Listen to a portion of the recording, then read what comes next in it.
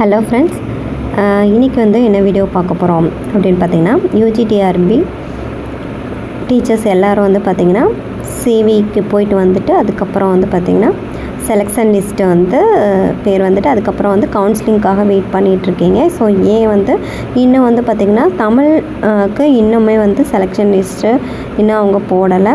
So maybe இன்றைக்கி இல்லைன்னா நாளைக்கு அதுக்குள்ளே பார்த்திங்கன்னா தமிழுக்கு செலெக்ஷன் லிஸ்ட்டு வெளிவந்துடும். அதுக்கப்புறம் தான் பார்த்திங்கன்னா நம்மளுக்கு ஏற்கனவே செலக்ட் ஆன மற்ற சப்ஜெக்டில் இருக்கிற டீச்சர்ஸ்களுக்கு கலந்தாய்வு நடைபெறும். அதாவது டிஆர்பி செலெக்ஷன் லிஸ்ட்டை அப்படியே பள்ளி கல்வித்துறைக்கு அனுப்பிச்சிடுவாங்க.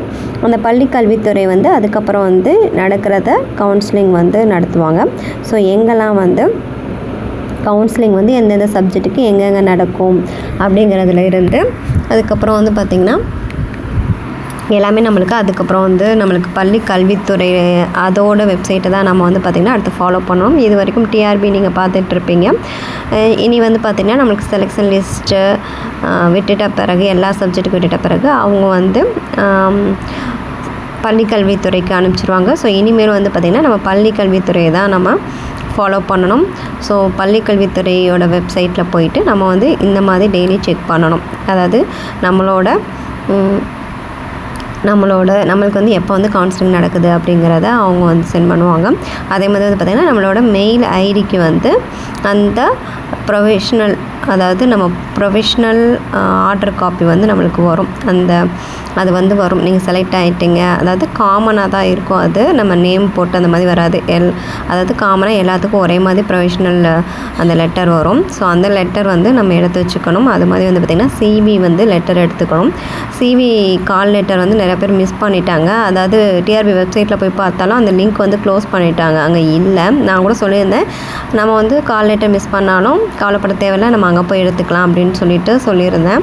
ஸோ இப்போ இல்லை, நீங்கள் எப்படியாவது பார்த்திங்கன்னா நம்ம பிரிண்ட் அவுட் எடுக்கிறப்போ எதுலையாவது போய் நம்ம சேவ் பண்ணி தான் பிரிண்ட் அவுட் எடுத்திருப்போம்.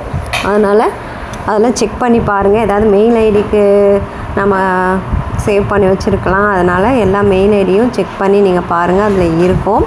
அப்படி உங்களுக்கு இல்லைன்னா நீங்கள் பார்த்திங்கன்னா டிஆர்பி ஹெல்ப்லைன் கூட கால் பண்ணி என்ன செய்யலாம் அப்படின்னு கேளுங்க. ஏன்னா எப்படியும் பார்த்திங்கன்னா ஒரு மெயில் ஐடியில் கொடுத்து தான் நம்ம பிரிண்ட் அவுட் எடுத்திருப்போம் இல்லையா, அந்த மெயில் ஐடியில் கண்டிப்பாக இருக்கும். ஸோ நீங்கள் போய் செக் பண்ணி பாருங்கள். அது டிஎன்பிஎஸ்சியில் அதில் பாஸ் பண்ண எல்லாத்துக்கும் பார்த்திங்கன்னா நம்மளுக்கு கவுன்சிலிங் நடந்துகிட்ருக்கு. பள்ளிக்கல்வித்துறையில் அதுக்கான கலந்தாய்வு நடந்துகிட்ருக்கு. ஸோ அதுவும் முடிஞ்சிட்டு தான் நம்மளோட கவுன்சிலிங் நடக்கும். ஸோ அதனாலேயும் நம்மளுக்கு இந்த தாமதம் ஆகலாம்.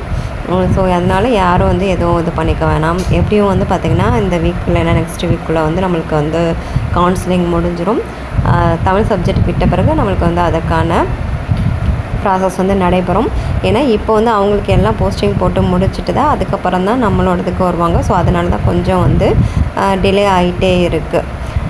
இதுதான் பார்த்திங்கன்னா இப்போதைக்கு நிலவரம். ஸோ அதுக்குள்ளே பார்த்திங்கன்னா நம்மளுக்கு எங்கெங்கே வேகன்சி இருக்குது, எப்படியெல்லாம் நம்ம பக்கத்தில் அப்ளை எடுக்கலாம், உங்கள் டிஸ்ட்ரிக்ட் பக்கத்தில் இருக்கிற ஸ்கூல் என்னென்ன அப்படிங்கிறதெல்லாம் நல்லா சர்ச் பண்ணி அதில் என்ன வேகன்சி இருக்குது அப்படிங்கிறத பார்த்து செலக்ட் பண்ணி வச்சுக்கோங்க.